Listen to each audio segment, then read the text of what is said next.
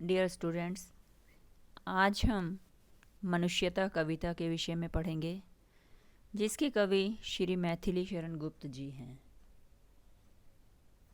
उनका जन्म 3 अगस्त 1886 को झांसी के निकट चिरगांव नामक स्थान पर हुआ। उनकी प्रारंभिक रचनाएं कोलकाता से निकलने वाले एक पत्र में छपती थी। गुप्त जी धर्मप्रिय और राम भक्त थे। उन्होंने खड़ी बोली में कविताएं लिखी हैं। उन्होंने देशभक्ति की अनेक कविताएं लिखी हैं और उनकी कविताओं से नवयुवकों में नया उत्साह आया था। बच्चों, भारत सरकार ने उन्हें पद्म भूषण की उपाधि से अलंकृत किया था और उन्हें राज्यसभा का सदस्य मनोनीत किया। 12 दिसंबर 1964 को उनकी मृत्यु हो गई। आज हम उन्हीं के द्वारा लिखी गई कविता मनुष्यता के विषय में पढ़ेंगे। इस कविता में उन्होंने सभी को परोपकार करने की प्रेरणा दी है कि परोपकार करने वाले, देश की रक्षा करने वाले और उदार व्यक्ति हमेशा अमर रहते हैं। विचार लो कि मर्त्य हो, न मृत्यु से डरो कभी। मरो परंतु यों मरो कि याद जो करें सभी। इसमें कवि ने कहा है कि विचार लो, इस बात को समझ लो कि मृत्य हो, मृत्य यानी कि मृत्यु तो होनी ही है। हम मरणशील हैं, हमारी मृत्यु तो निश्चित है। इसलिए मृत्यु से डरो न कभी, कभी भी मृत्यु से मत डरो। मरो यानी कि मृत्यु तो होनी ही है, तो मरना तो है ही, परंतु हमें यों मरो, यों यानी कि ऐसे मरना चाहिए कि याद जो करें सभी, सभी जो है हमेशा हमें याद रखें। हुई न यों सुमृत्यु तो वृथा मरे वृथा जिए।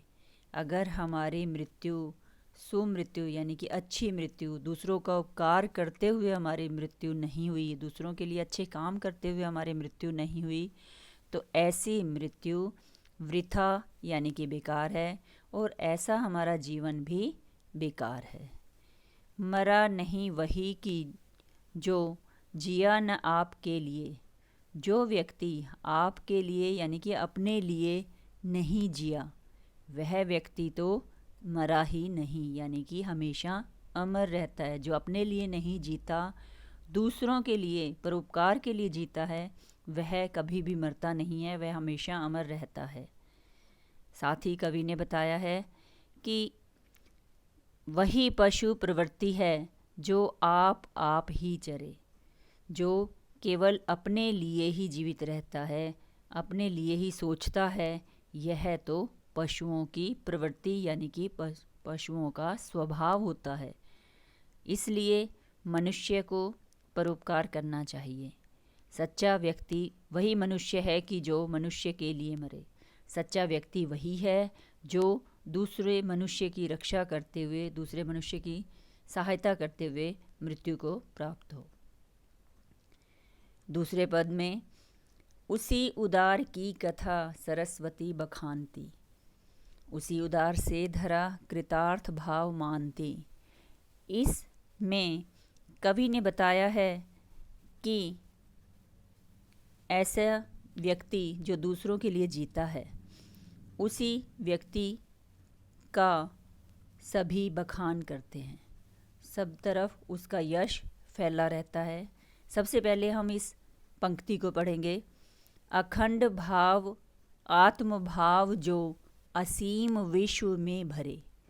जो व्यक्ति अखंड, अखंड यानी कि जिसके टुकड़े ना किए जा सके, ऐसे आत्मभाव, आत्मभाव को असीम यानी कि सारे विश्व में भरता है।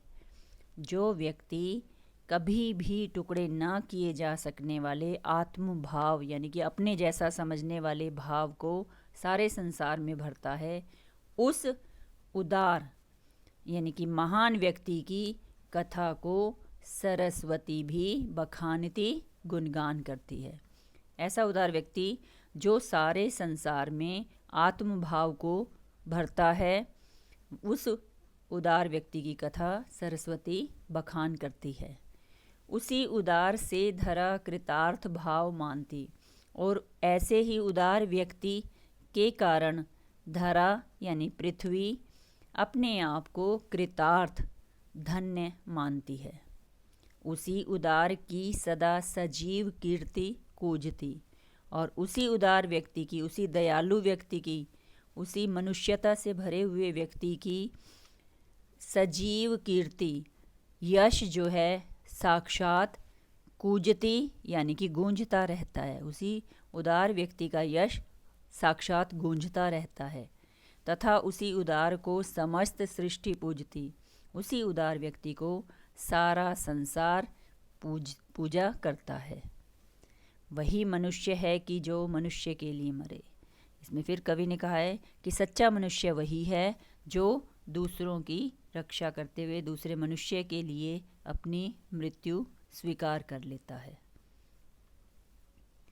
अब इसमें उन्होंने हमारे पुराने ग्रंथों से कुछ उदाहरण दिए हैं कि कौन हमारे पुराने समय में उदार व्यक्ति हुए हैं। देखिए ध्यान से। क्षुधार्थ, क्षुधार्थ का मतलब है भूख से परेशान। रंती देव, राजा रंती देव ने करस्थ अपने हाथ में स्थित थाल, भोजन का थाल भी भिखारी को दे दिया था। यानी कि जो राजा रंती देव थे वो भूख से खुद व्याकुल थे, लेकिन एक भिखारी उनसे भोजन मांगने के लिए आया तो उन्होंने अपने हाथ में पकड़ा हुआ भोजन का थाल उस भिखारी को खुशी खुशी दे दिया। तथा दधीची ने दिया परार्थ अस्थि जाल भी। दधीची मुनि ने परार्थ, दूसरों की कल्याण के लिए, दूसरे मनुष्य जाति के कल्याण के लिए अस्थि जाल, हड्डियों का समूह खुशी खुशी दे दिया। उशी नर क्षितिश, क्षितिश उशी नर क्षितिश यानी कि उशी नर देश के राजा शिवी ने स्वमांस दान भी किया। कबूतर की रक्षा के लिए अपना मांस दान कर दिया। जो राजा शिवी थे, एक बार कबूतर जो है इंद्रदेव रूपी बाज से बचता हुआ उनके शरण में आ गया। जब इंद्रदेव ने उनसे कबूतर को मांगा तब राजा ने कहा कि ये मेरी शरण में आया है और मैं इसकी रक्षा करूँगा। तब इंद्रदेव ने उनसे उनका मांस मांगा और उन्होंने खुशी खुशी कबूतर की रक्षा करते हुए अपना मांस भी दान कर दिया। सहर्ष वीर कर्ण ने शरीर चर्म भी दिया। वीर कर्ण ने, आपने सुना ही होगा, राजा कर्ण, उन्होंने खुशी खुशी, सहर्ष यानी कि खुशी खुशी अपने शरीर और का कवच और कुंडल दे दिया था। जब इंद्रदेव जो हैं अर्जुन की रक्षा के लिए उनसे उनका कवच कुंडल मांगने के लिए आए, कर्ण समझ गए थे लेकिन उन्होंने फिर भी खुशी खुशी उनको कवच कुंडल दान दे दिए। अनित्य देह के लिए अनादि जीव क्या मरे।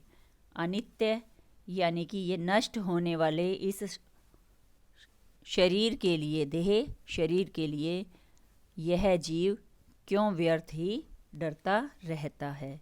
ये शरीर तो नष्ट हो जाना है तो हमें इससे नहीं डरना चाहिए। वही मनुष्य है कि जो मनुष्य के लिए मरे। सच्चा मनुष्य वही है जो दूसरे मनुष्य की रक्षा करते हुए, परोपकार करते हुए अपनी मृत्यु को प्राप्त हो। सहानुभूति चाहिए, महाविभूति है यही। वशीकृता सदैव है बनी हुई स्वयं ही। इसमें कवि ने बताया है कि मनुष्य के मन में सहानुभूति यानी कि दया और करुणा के भाव होने चाहिए, क्योंकि सहानुभूति, दया और करुणा ही महाविभूति है। महाविभूति सबसे बड़ी संपत्ति है। मनुष्य के मन में सहानुभूति के भाव होने चाहिए, क्योंकि सहानुभूति करना ही सबसे बड़ी संपत्ति है। वशीकृता, वश में करने वाला। सदैव है बनी हुई स्वयं मही। ये जो मही यानी कि पृथ्वी है, यह ईश्वर स्वयं जो है वश में है। इसी ऐसे ही मनुष्य के वश में है जो सहानुभूति का भाव रखता है। ये सारी पृथ्वी सहानुभूति रखने वाले मनुष्य के वश में हो जाती है। विरुद्ध वाद बुद्ध का दया प्रवाह में बहा। महात्मा बुद्ध जो है, जब वो धर्म का प्रचार कर रहे थे तो उनके मन में जो दया का प्रवाह था, दया का जो भाव था, उस में जो लोग उसका विरोध कर रहे थे, वो विरुद्ध भाव जो था, उनके खिलाफ होने वाले जो भाव था, वो उनके दया के भाव में बह गया। विनीत लोक वर्ग क्या न सामने झुका रहा। ऐसे दयालु लोगों के सामने लोगों के सामने विनीत होकर सब झुक गए। विनीत यानी कि विनम्रता से ऐसे लोगों के सामने स्वयं ही लोग झुक गए। आहा वही उदार है परोपकार जो करे। सचमुच वही व्यक्ति उदार है, वही व्यक्ति महान है जो परोपकार करता है। सच्चा मनुष्य वही है जो मनुष्य के लिए मृत्यु को प्राप्त हो जाता है।